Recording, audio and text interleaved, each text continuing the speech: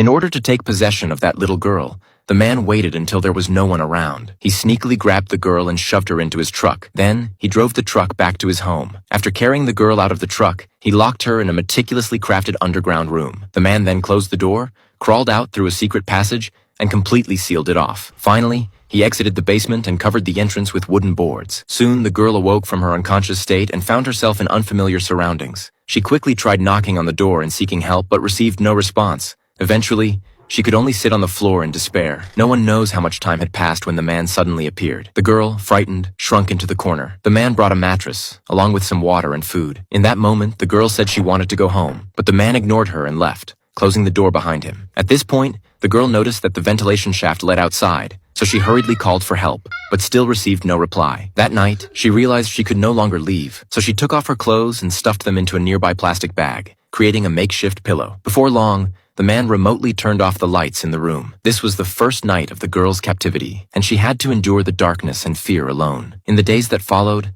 the man tried to establish an emotional bond with the girl. He began telling her bedtime stories and bringing her snacks. The girl gradually began to accept her reality. Meanwhile, the girl's disappearance was reported on television. The police searched the entire city but found no clues whatsoever. Her mother was grief-stricken and helpless. But one day, the police suddenly showed up at the man's house.